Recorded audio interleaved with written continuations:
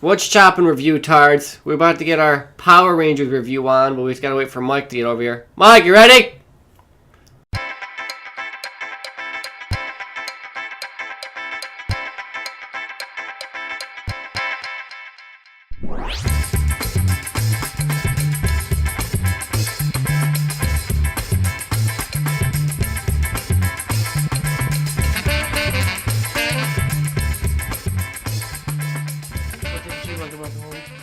We saw Power Rangers. What'd you think going in?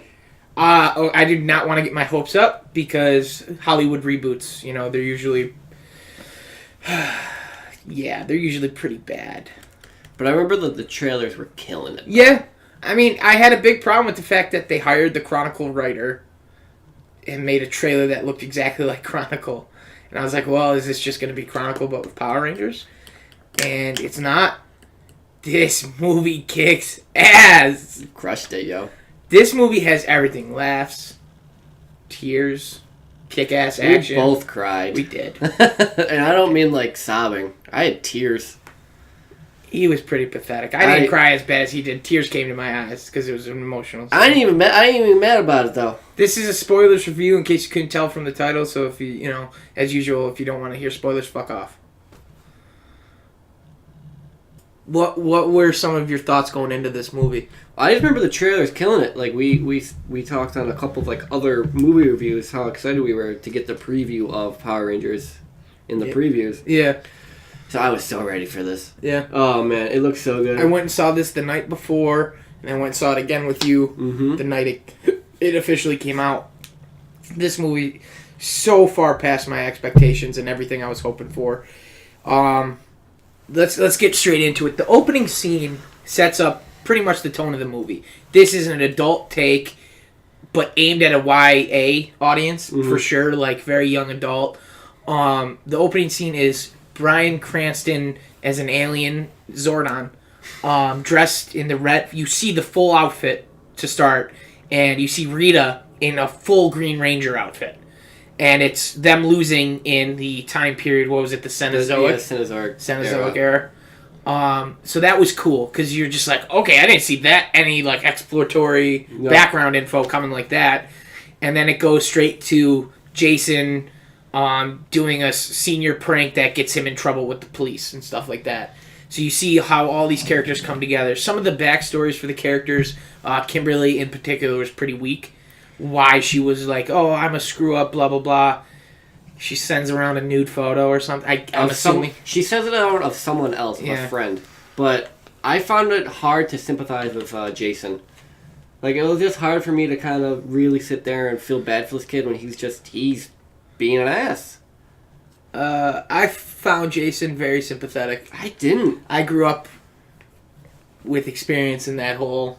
Of putting cows in locker rooms? No, but the pressure that your parent can put on you for athletics and stuff like that. Fair enough. Yeah. I'll give him that, but I don't know. Just, it was hard for me to kind of really feel bad for him when he... yes, there was pressure, absolutely, but he was still the one making the poor choices. He makes the poor choice, and that's part of the beauty of it. It's that he has to come to terms with the fact that, I screw up.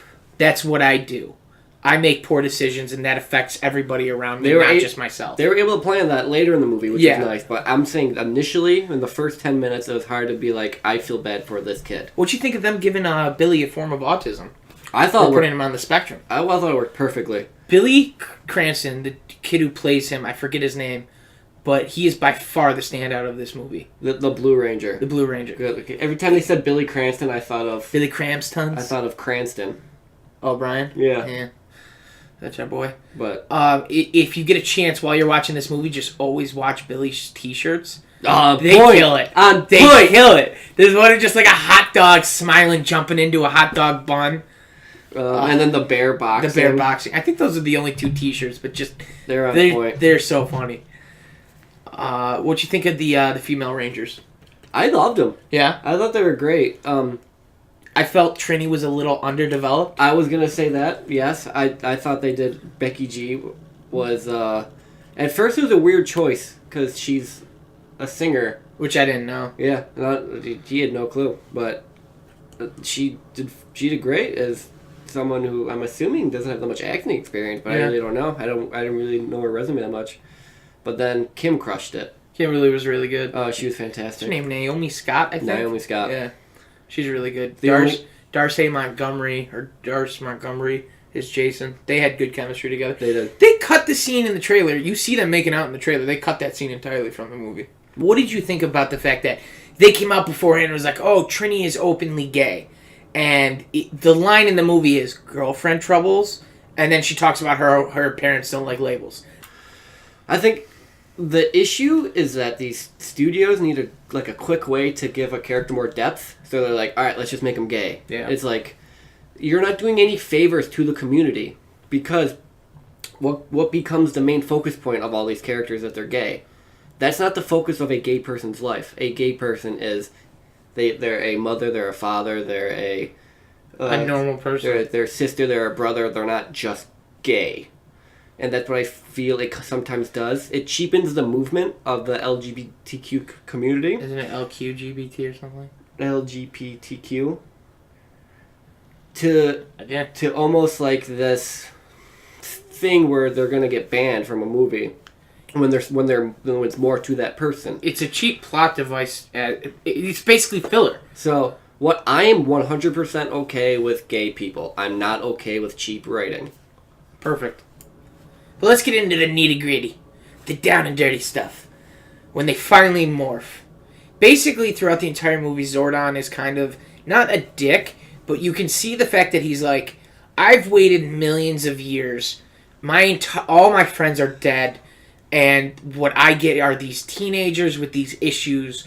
And you can't even morph when we need you to. And the person that killed me is coming in 11 days, I think I said. 7, call it a week. Yeah. And she's knocking on the door. He plays it so well that it's like, I don't have faith in you.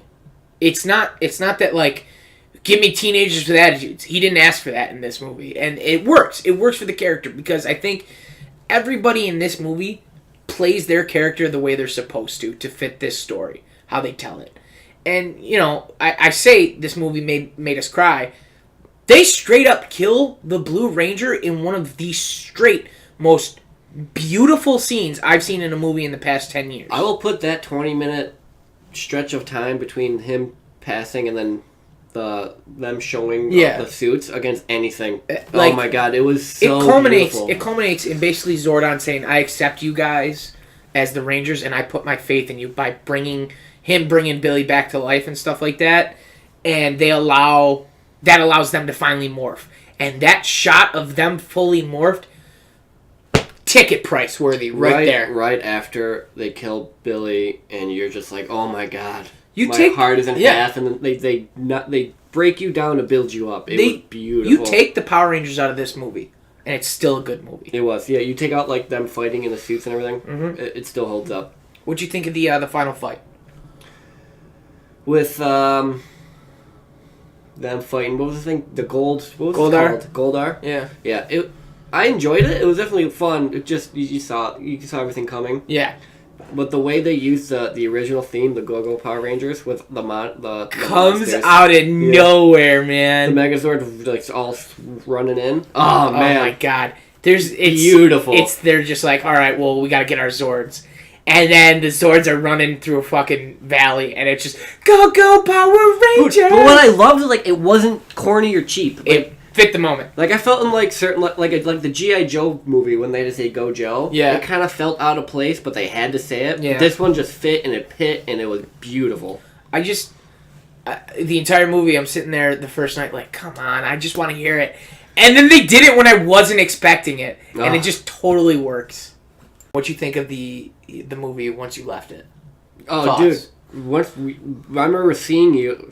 Of course, you're sitting next to me. I remember looking at you afterwards dude, that was very good. Yeah. I don't think there was one moment in the movie where I felt like it dragged or it was just a poor scene. The pacing is incredible for this movie. I think I turned to you in the movie. I was I liked where this pacing is going. If I think it is where it's going. Yeah. And anyway, yeah. What about you? Well, I saw it twice within 2 days of its release, so that should tell you what I think of it. Go see this movie in theaters. All right, guys, that wraps it up for Power Rangers. As always, he's been Mike. And he was the Rainbow Ranger. Keep it tight.